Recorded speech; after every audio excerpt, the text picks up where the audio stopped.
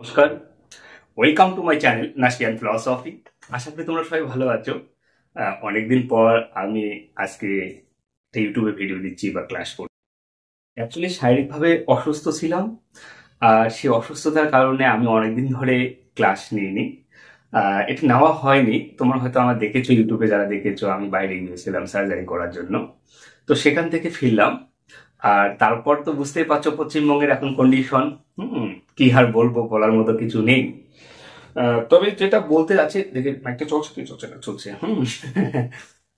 তবে যেটা বলতে চাইছিলাম, দেখো, সম্ভবত যে নোটিফিকেশনটা আসছে সেই নোটিফিকেশনে নতুনরা বুঝতে পারবে কিনা সে সম্পর্কে একটা জলঘোলা পরিস্থিতি আছে। কারণ সুপ্রিম কোর্ট যে ভার্ডিকটা দিয়েছে সেই ভার্ডিকে কিন্তু স্পষ্ট করে উল্লেখ নেই যে কারা বসবে। সেখানে শুধু লেখা আছে নিউ সিলেকশন প্রসেস, অর্থাৎ সেই সিলেকশন প্রসেসে যারা 2016 সালে আছে তারাই কি শুধু পার্টিসিপেট করবে কিংবা নতুনরা পার্টিসিপেট করবে। তো এটা যেহেতু স্পষ্ট করে লেখা নেই, এই জন্যই কিন্তু প্রবলেমটা ক্রিয়েট হয়েছে। আর এই জন্যই অনেকে বলছে যে যে আমরাও বুঝতে পারবো যারা পরবর্তীতে আছে।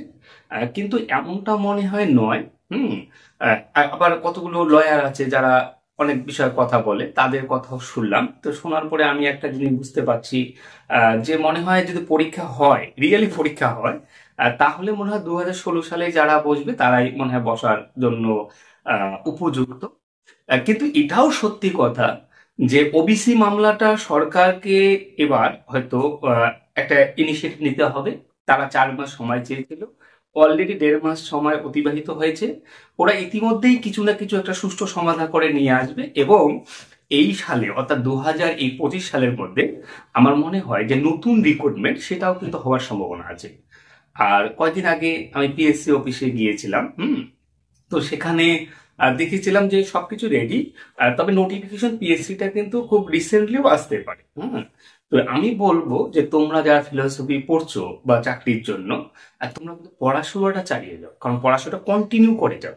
কারণ পড়াশোনাটা কন্টিনিউ করলেই তুমি কিন্তু চাকরি পেতে পারো। কারণ এটা যে যে নোটিফিকেশন হলো আমি এখন পড়বো, এমন আশাটা কিন্তু নাও করতে পারো। কারণ কেননা দেখো, অনেক বছর ধরে পরীক্ষা হয় না, সবাই কিন্তু এই পরীক্ষার জন্য মানে অনেকটা কনসাস। কিন্তু এটাও সত্যি কথা, তড়িৎ গতিতে পড়লে ফিলোসফি বোঝা যায় না। ফিলোসফিকে যদি তুমি আত্মস্থ করতে পারো, তবেই কিন্তু তুমি রাইট কোশ্চেনটার যে অপশন থাকবে সেখানে কিন্তু সঠিক কোশ্চেন অ্যান্সার করে আসতে পারবে।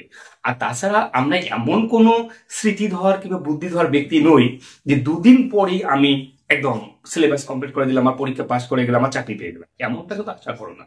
তো আমি বলবো, যেহেতু 2016 সালে যাদের চাকরি চলে গেছে, তারাও তো এই বিষয় সম্পর্কে কনসাস, তারা তো পড়তেছে।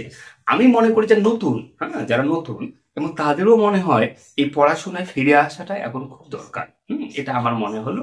আর পড়ো, সত্যি পড়াশোনার সঙ্গে লেগে থাকো। দেখবে তুমি যদি এলিজাবেল হও, তুমি কোথাও না কোথাও পেয়ে যাবে। কারণ যারা এলিজাবেল তারা কোথাও না তাদের অ্যাটলিস্ট ভাতের অভাবটা হয় না। এতটা আমি বিশ্বাস করি, যারা বিষয়টা জানে ভালো করে তাদের ভাতের অভাব হয় না। তো তোমরা যদি পড়ে যাও, আশা করি তোমরা পাবে। এটাই আমার বলার ছিল। আজকে অনেকদিন পরে আমিও ক্যামেরার সামনে, হয়তো অতটা আমি স্বাবলম্বীর সঙ্গে বলতে পারছি না, কারণ বুঝতে পারছো অনেকদিন ধরে আমি এই জগৎটাতে নেই। তো আমি আজকে এই 10 মিনিটের যে কথাগুলো বলবো বা বলে ফেলছি অনেকটা কথা। তো আমার বলার মতো তেমন কিছুই নয়, তোমাদের শুধু একটু এনকারেজ করা। দেখো, মিডিয়া কি বলছে সে বিষয়ে মাথা ঘামাও না, কিন্তু তোমার নিজের থেকে একটা লজিক ক্রিয়েট করো। কেন? বর্তমান পশ্চিমবঙ্গের পরিস্থিতি সম্পর্কে তোমরা সবাই ওয়াকিবহাল। হুম এবং এমন অবস্থায় সরকারের কিন্তু যে কোনো একটা পরীক্ষার ফর্ম ফিল আপ কিংবা পরীক্ষা নিয়ে রাখতেই হবে 2026-এর মধ্যে। কেন সেটা আমি বলতেছি না, তোমরা নিশ্চয়ই ভালো করে জানো। আর এই বিষয়ে কিন্তু সরকার অনেকটা উদ্গ্রীব হবে আশা করি। কেননা পরিস্থিতি অনেকটাই অন্যদিকে চলে গেছে, সেটা আমরা সবাই জানি।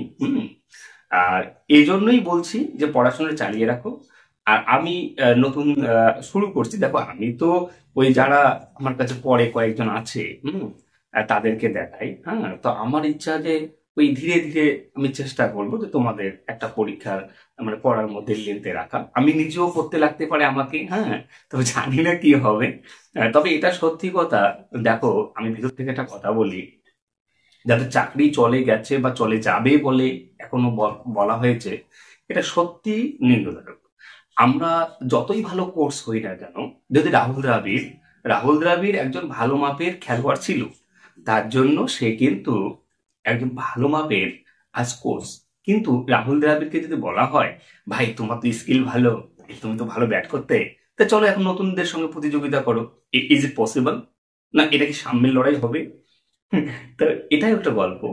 আর একটা কথা বলি যে এরকমটা মনে হয় অন্যায় হয়েছে, হ্যাঁ। এই ভার্ডিকটা অন্যভাবেও হতে পারতো। যারা এতদিন রাস্তায় আন্দোলন করলো, তাদের যদি যে যারা কারাপ্টেড তাদেরকে সরিয়ে দিয়ে তাদেরকে, যারা রাস্তায় আন্দোলন কিংবা ওয়েটিং লিস্টে যারা ছিল তাদেরকে যদি নিয়ে আসতো, কিংবা যারা কল ফর ভেরিফিকেশন ডাক পায়নি, তাদের যদি ডেকে নিয়ে আবার কিছু একটা করতো, মানে আমি জানি না সুপ্রিম কোর্ট বা কিংবা মানে লয়ার ফার এগুলো তো আমার আইডিয়া নেই। তবে কিছু একটা সমস্যা আছে এখানে, হ্যাঁ। আশা করি সবাই সুষ্ঠু সমাধান এবং সুষ্ঠু বিচার পাবে। আর আমার এটা বিশ্বাস যে সবাই সুষ্ঠু বিচার পাবে। আমি এটা বিশ্বাস করি, আর আমি চাই যে তোমরাও পাবে।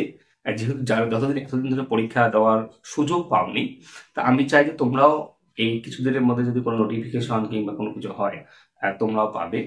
কিন্তু 2016-দের মনে হয় আলাদা হবে, আর নতুন যারা তাদের মনে হয় আলাদা হবে, না হলে মিলাতে পারে। এটা লজিক্যাল ওয়ে আর কি।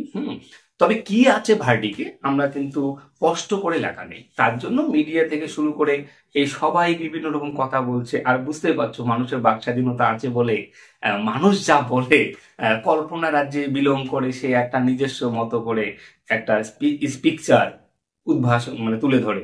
আর বিশেষ করে ইউটিউবারদের তো বলার কোনো ইয়ে নেই তো এটা সত্যি লজ্জাকর ব্যাপার। তো আমার মনে হয় আবার অনেক অনেক মিডিয়াও আছে যারা টিআরপি বাড়ার জন্য ভুলভাল কিছু বলে। তো দেখো কি হয়। তবে আমি বলবো যে প্রত্যেকেই পড়াশোনাটা চালিয়ে যাও, ধীরে ধীরে। আশা করি সবার কিছু মঙ্গল হবে, হ্যাঁ, এই আশাটা করতে পারি। আর তাছাড়া তেমন কিছু বলার নেই। তো দেখো, আহ ভালো থেকো সবাই, হ্যাঁ। আর পড়াশোনা চালিয়ে যাও। আমার নাম্বার 7908015257। আর যদি কারো মনে হয় যে এনি প্রবলেম বা এনি কোয়েরিজ, ইউটিউবে মানে আমার একটা হোয়াটসঅ্যাপ চ্যানেলও আছে, ওখানেও তোমরা জয়েন করতে পারো। তবে আমি চেষ্টা করবো, হ্যাঁ, কারণ আমি এখন নিজে সমস্যা পড়ছি বলে চেষ্টা করবো না এমনটা নয়।